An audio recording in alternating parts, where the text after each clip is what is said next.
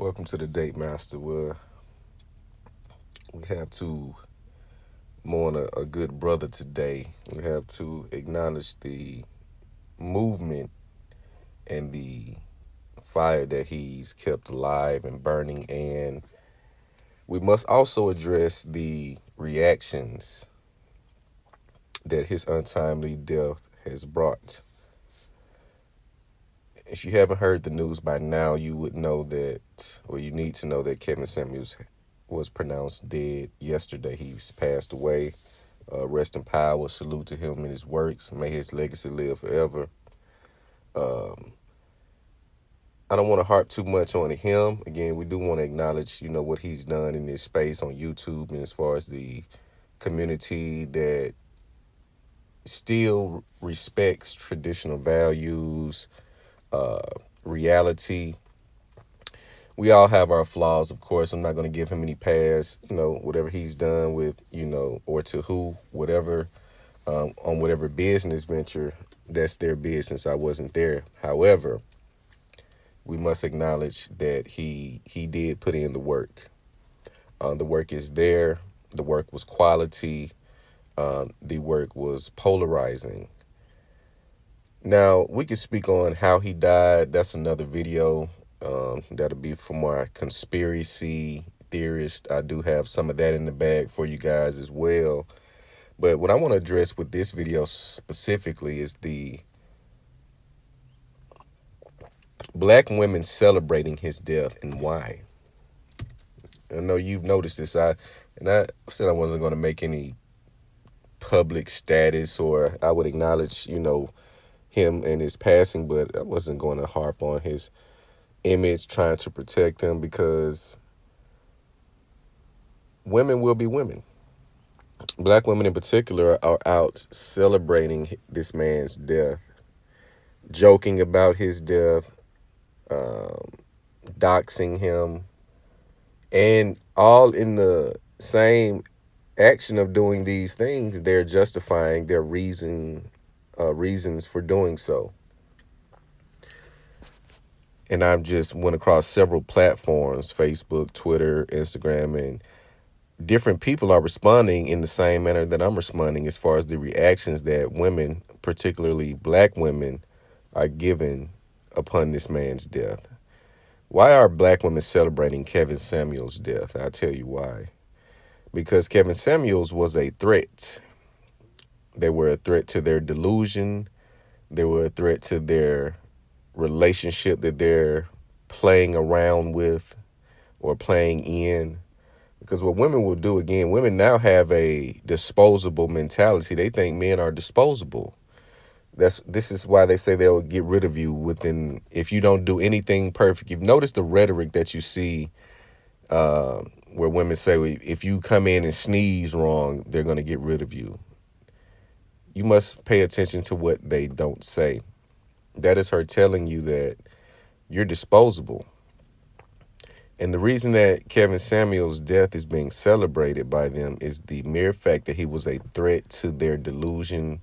He was a threat to their fake persona. Kevin Samuels spoke truth, and he told women to their faces that you're full of shit. Women have not had this type of interaction from men, especially black men. If you notice, men, but more so black men, have been under attack for the last few years. If you notice, if you watch the NBA, T. Morant, Ja Morant's father, he's not vocal as LeVar Ball was, but he's present and he engages his son before the game and after the game. So he gets camera time now. People are coming up with reasons as to what he's doing is wrong. People are ridiculing him because he's doing too much. He's a younger dad, so he's still, looking as a younger man. Meanwhile, having a superstar son in the league, this makes people feel inadequate. I tell you, when you are doing things at a high level, when you get to doing things at a high level, you're going to fall out with people. When you get a more consistent, you get serious about a grind, you're going to fall out and have awkward energy with people because they may see potential that you don't. You may be remain humble and look at it just this is just another day in the office, in which it is. See, we don't want to get caught up in this fame, celebrity, or chasing whatever you're chasing that you feel is going to make you visible to the woman. No, you don't want that to be your motivation. You want your motivation to be, I'm just doing something to see a different reality for myself and my loved ones, because you cannot save the world. We see this as clear as day. So Kevin Samuels was a man who saw through a lot of the bullshit. He saw through a lot of the bullshit. He used statistics and data. But I know I'm jumping all over the place. Let me get back to finish up my point. I lost my train of thought because we don't write any of this down. We go straight off the top. But T. Morant, he's getting ridiculed as doing too much. He's getting negative press, all because he's a black father that is in his son's life the same way. And he's confident. And you see his son pretty much displaying the confidence that was instilled in him by his father. Because your father gives you compliment and they give you confidence. Your mother gives you affection. Your father gives you the confidence to go out and conquer. So when people see this on TV, and this would be coming from other classes of people, white, other, etc., and some black who think they're white and other, they'll try to demonize him because black men in this land has been looked at as second-class citizens. It is the white man, the white woman, then the black woman, then the child, then the black man. We are last on the totem pole. So everything that we do or say is looked at or is going to be turned into a negative, no matter how good it is. It is going to be turned into a negative, and it's simply just reflecting and showing our behavior. And most of the time, these stories are called both on heads and tails. The man and the woman are held accountable. Yet the women don't say anything when he's talking to the men. So as a black man, you see this with Fresh and Fit. You cannot have standards as a black male.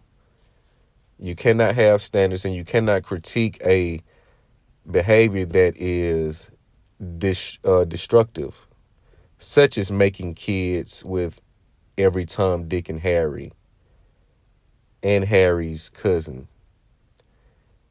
Because you see the kids running around today. Again, I stay in a very violent city, and it has a history of violence, but this year has taken the cake. So when you look at these children and all of these, you know, suspected or alleged assailants or perpetrators are under the age of 23 years old, catching bodies, children being shot inadvertently, toddlers, 2-year-olds being shot in the head because you have a rogue son whose mother is still trying to chase dick and trying to drink the next beer and smoke the next blunt. But the truth hurts, and we are newly accustomed to hearing it in such a consistent fashion. So you see the black women celebrating his death, and again, they critique him to the point that they do because he's a black man with standard, and he looks the part. He speaks the part.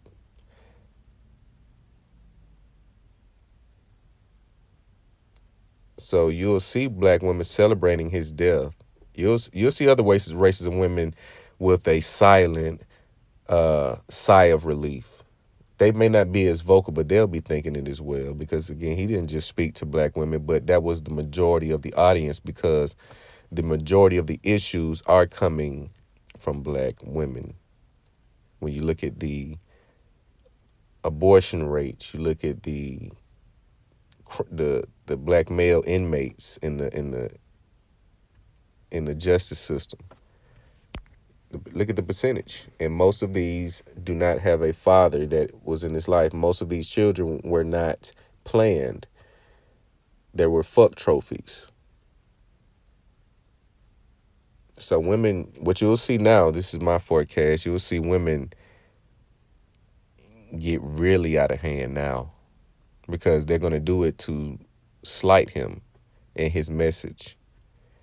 You're going to see women acting a damn fool, which is why when you come to a certain place in life, you'll start to see you'll think you can see the future, but you see your future first. You have to build your future. If you have a woman who's contributing to that, you'll see it. You won't have to do the fiddle and faddle and let me vet her, let me see if she does. She's gonna already be in that pocket. Now, if you have a woman with potential again, we could talk about that as far as how you can coach her to get her where she needs to be on what you're doing and making sure she's the one that understands what kind of grind it takes to get into that top 3%. If she doesn't understand it, she's going to sabotage it because her feelings come first. But Kevin Samuels, he had a very potent message, and it was simply to live in reality and probability, not probability. Live in the reality that more likely is going to take place or is present versus what you want to tell yourself it is. And you'll have, again, the fallout from this is going to be heavy.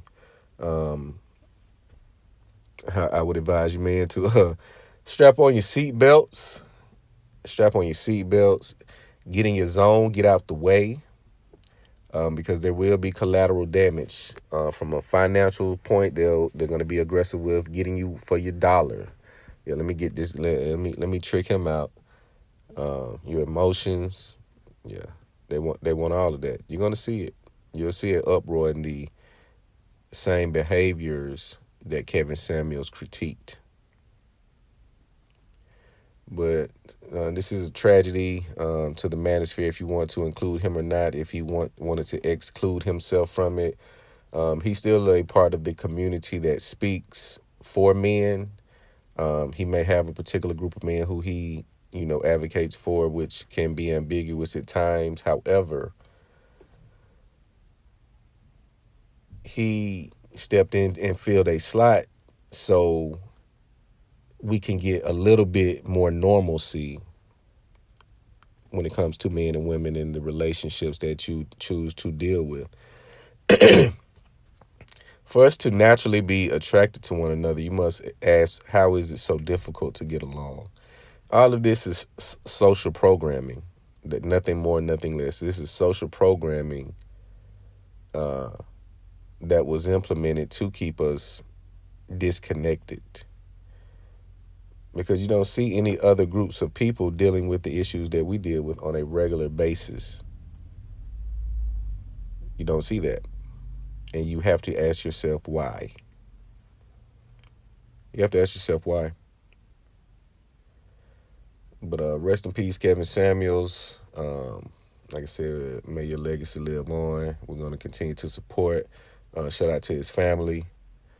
Yeah, man, you guys, let me know what you think about this video. Like, comment, subscribe. It's the Day Master.